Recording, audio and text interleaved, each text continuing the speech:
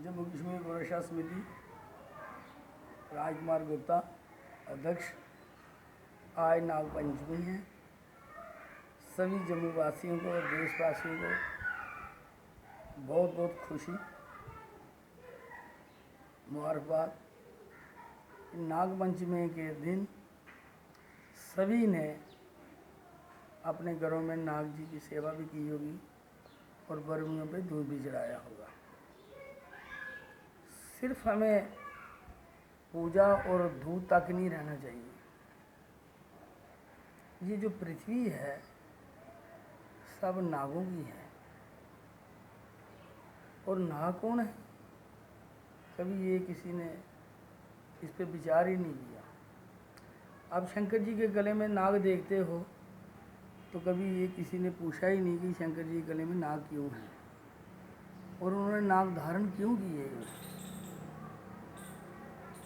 तो एक बार माता पार्वती ने पूछा, मुंडमाला तो आपने डाली ही है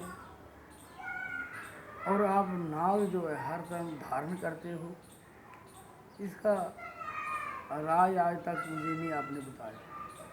उन्होंने बोला, पार्वती ये गोपनीय बातें हैं, ये जहर नहीं की जाती, मगर अब तो जिद कर रही है तो मैं बताता हूँ कि ये नाग ये कौन है। ये मेरे गुरु हैं, ये मेरे गुरु हैं। शंकर जी के गुरु कौन थे? बलराम जी, दाऊ जी। तो उन्होंने अपने गुरु को गले में धारण किया हुआ है। तो हम तो गुरु के पास जाते हैं, गुरु की तो हमें महिमा नहीं पता। जो मालिक हैं पृथ्वी के, उन्होंने अपने गले में धारण किया हुआ है। तो इसीलिए गुरु की महिमा इनसे जाननी चाहिए, जो गुरु की महिमा करते हैं और गले में ही धारण करके कंठ पर रखा हुआ है। तो इसीलिए आज नाग पंचमी है।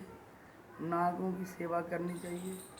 गलती से भी नाग के ऊपर अपराध ना करना है, क्योंकि दाऊ जी का ही स्वरूप है, दाऊ जी की है। नाग किसी को भी नहीं काटता है, जब भी काटता है हमारे बुरे कर्मों के ही हिसाब से होता है। और नाग काटने से ही कहते हैं अकाल मृत्यु होती है।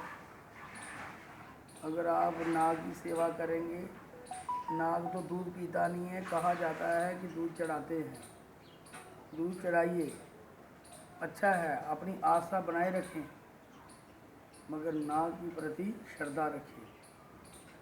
जैसे शंकर जी ने अपने गले में धारण किया गुरुदेव, जिसके भी जहाँ गुरु हों उनकी वो आराधना करें। और कल गणेश चतुर्दशी थी। गणेश चतुर्दशी अभी हफ्ता भर प्रोग्राम ये ऐसे चलेंगे। सुबह उठो और गणेश जी की आराधना करो। कोशिश करो दिन भर में जितनी आप द्रव्यें ला सको और एक एक द्रव्य सुबह श्री गणेश जी को चढ़ाएँ। ओम श्री गणेशाय नमः, श्री गणेशाय नमः, श्री गणेशाय नमः करके ये द्रव्य चढ़ाएँ।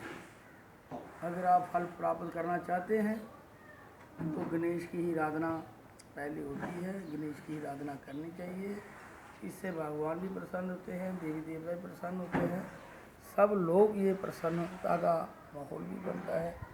तो गणेश जी का जो उत्सव है उसमें भाग लेना चाहिए। नहीं तो अपने घर में ही सुंदर सी माला बनाएं और गणेश जी गले में डालें और द्रव्य उनको चढ़ाएं।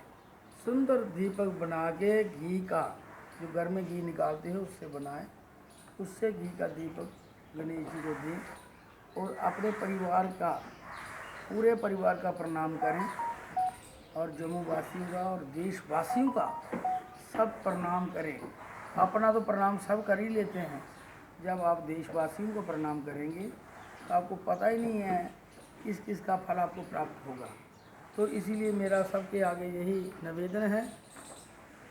कल गणेश उत्सव था, गणेश चतुर्दशी थी और आज नाग पंचमी है।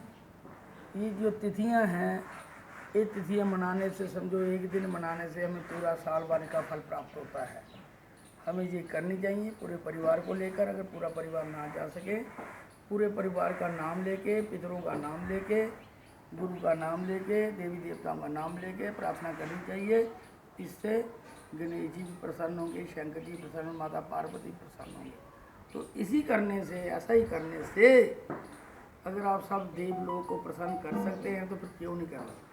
तो मेरा आपके आगे सारी यही प्रार्थना है, जो भी अच्छी तिथि आए उन तिथियों में, जिसकी भी तिथि हो, उस तिथि में उनका सेवन, उनका आराधना करनी चाहिए, उनका भजन कीर्तन करना चाहिए, सुंदर सुंदर माला और भोग बना के चढ़ाना चाहिए, जिससे वो प्रसन्न हो और आप भी प्रसन्न हो, आपके कुछ कष्ट जो हैं वो दूर हो जाए, पूरा परिवार सुखी पार रहे। जय गौ माता। जय गौ माता।